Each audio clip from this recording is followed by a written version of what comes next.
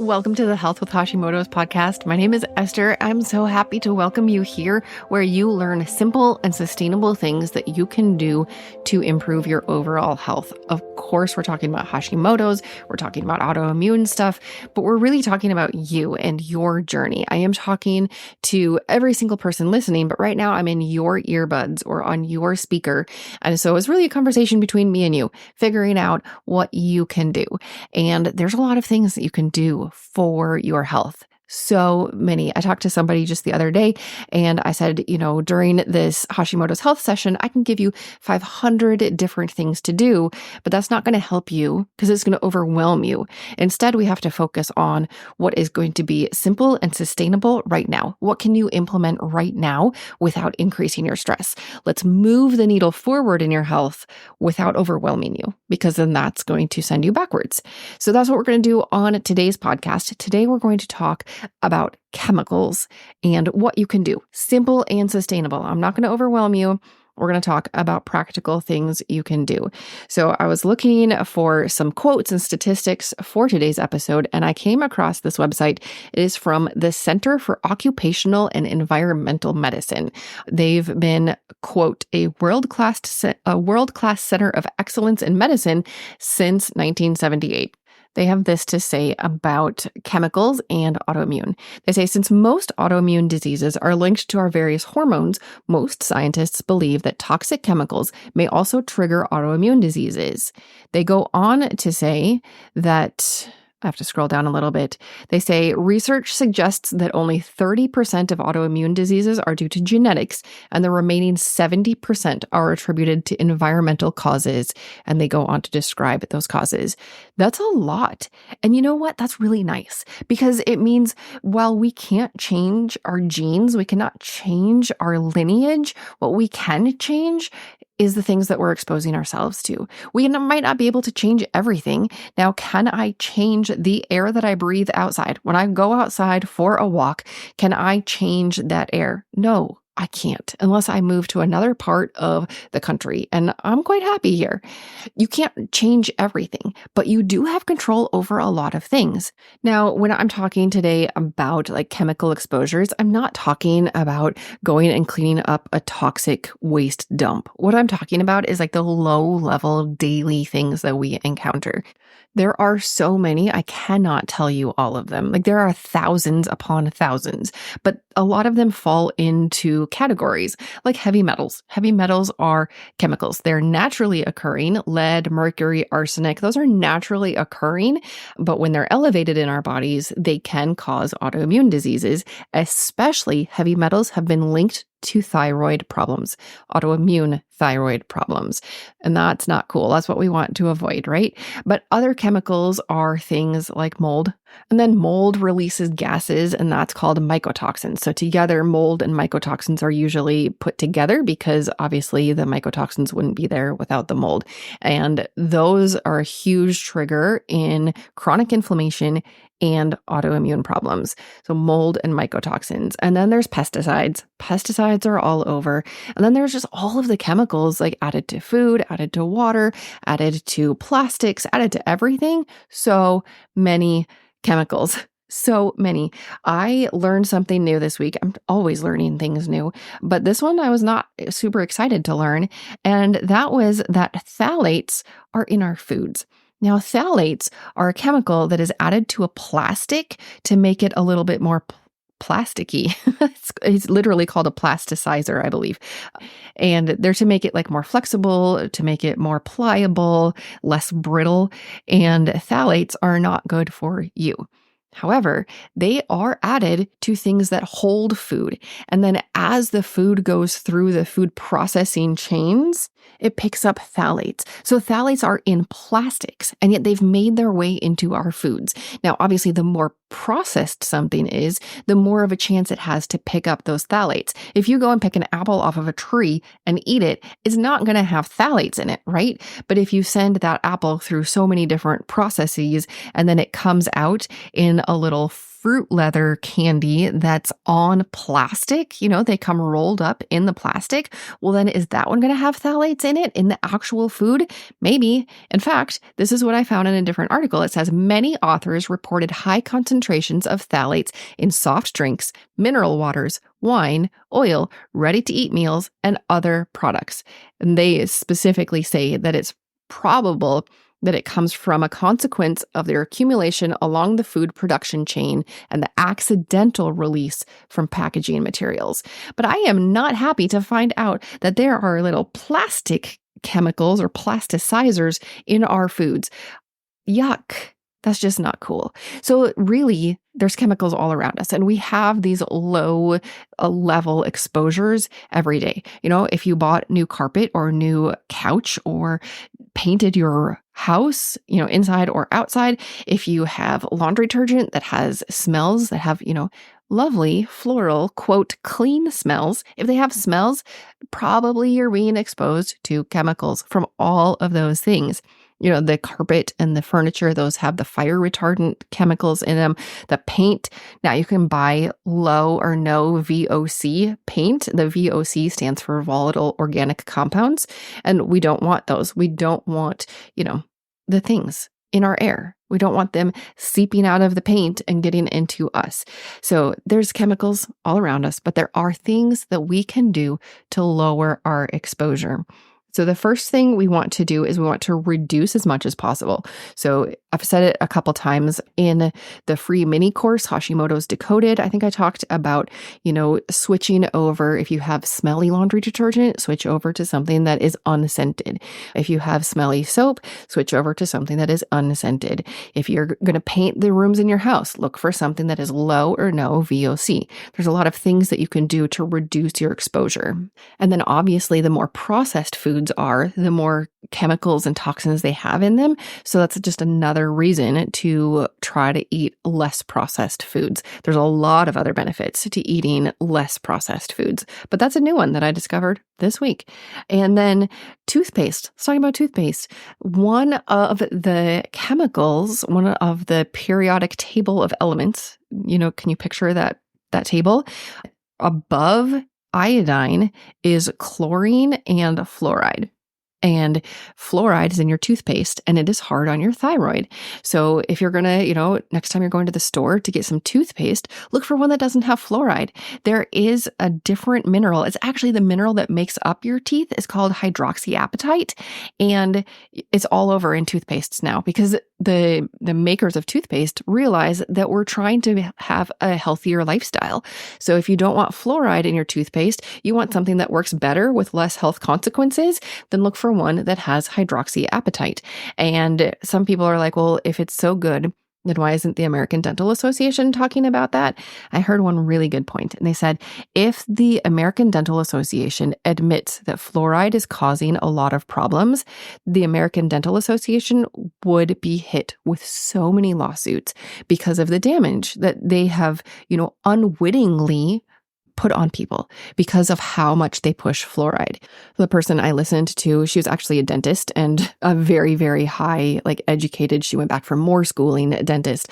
She specifically said that they will never leave fluoride. They will never admit that fluoride is not good for you. But what she recommends to all of her clients or patients is toothpaste with hydroxyapatite in them instead of fluoride. So there's little things that you can do, like switching out your toothpaste. I feel like switching out your toothpaste is one of the simplest things that you can do, and it's going to have a huge impact because every single day when you're brushing your teeth, you're exposing your body and you're absorbing the fluoride. So if you switch that out, super simple swap. All of a sudden, you're reducing your chemical exposure every single day. And there's other simple things you can do too, like get a water purifier that takes out the chlorine if you have chlorinated water. Now, that one's going to be a little bit more expensive up front, but it's going to be something that you don't have to think about. It's like a one and done. You're going to install it in your house, whether it's a reverse osmosis or whether it's just a purifier or a filter or something. And then you're going to think about it, when you have to change out that filter. But that's about it. Every single day, you're drinking water that doesn't have chemicals in it. So that's another simple change. Expensive, maybe, depending on what type you get, but simple, yes. It's like a one and done thing. There's other things that you can do too that will reduce your exposure. So the first thing we want to do is reduce our exposure and then replace the products with more natural things or things that do not have those chemicals in them. And some of this you can do over time. Like as you need new products, as you need new, personal care products, you need new deodorant, you need new shampoo, you need new soap, whatever it is, you need new makeup. Like when you're going shopping, then okay, I'm going to look for one that is cleaner. And you can pull up, there's a couple different apps. There's one app called Think Dirty, and then there's another app from the Environmental Working Group. I know that the app on my phone says EWG. Both of those apps are really good. I like them both for different reasons. I feel like the Think Dirty one is a little bit better, but they're both really good. They both have, the capacity that you go to the store and you can look things up on your phone while you are standing in the aisle. Now, one day I went to the health food store. I needed some shampoo and I was totally out. I stood in the aisle for so long and increased my stress. And then they were all super expensive and they smelled horrible. So what did I do? I don't even remember. I just remember the frustration. So make sure you budget a little extra time if you are going to look things up or look them up ahead of time. Personally, for my family, I love shampoo bars because they don't have any chemicals in them. It's just a bar soap, except it's more lathery. It's specifically for shampoo. And there's a lot of places that now sell shampoo bars. Everybody in my house uses it. I use it for my first shampoo, and then I use like a nicer shampoo for my second. But all of my boys and my husband use the bar shampoos, and they love it. Actually, that's not true.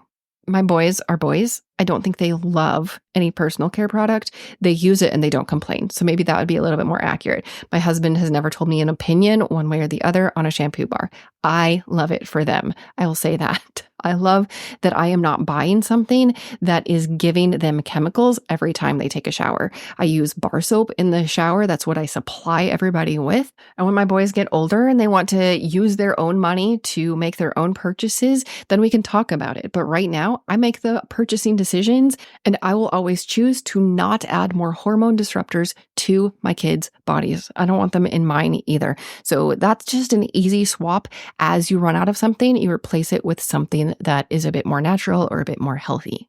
But what about if it's already in you, right? If you've had decades of exposure and you're like, I know I have chemicals. I mean, even babies fresh out of the womb, they have tested the cord blood, the blood that's in the umbilical cord. It has not been exposed to anything outside, just through mom. And there are already dozens, if not hundreds of chemicals already in that brand new baby. It's just sad. So what about if it's already in you? Then what? Well, there is a saying, and it is this. Maybe you've heard it before. It's the solution to pollution is dilution. It's very catchy, right? But what does it mean for you? Obviously, you're not going to dilute yourself. No, it means that number one, you want to make sure the blood is circulating a lot so that each cell gets bathed in a lot of blood so that if there's nasty stuff in it, it has more of a chance to get rid of it, right? And of course, obviously, you have blood going to all of your cells all the time. If you didn't, they would die. But when you exercise or when you go in a sauna, you're increasing it. And so therefore, it helps. That is one simple thing that you can do to help eliminate toxins from your body. Now, exercising is great, especially if you sweat, because sweating is one way that your body eliminates stuff. As a side note, if you don't need to wear antiperspirant, if you can just wear deodorant, it's going to be healthier for you. You can get little pads that go in your shirt to absorb sweat. You can just sweat, you can do whatever, but that is going to be healthier because one way that you get rid of nasty stuff is through your sweat.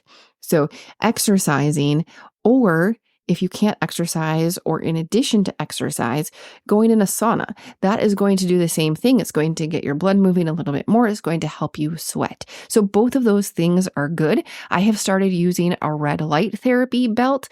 My sister gave it to me and I love it. And it just wraps around me so I can put it where I need to. I have told you before that when I have a flare up, it's on my skin usually, and it starts on my legs.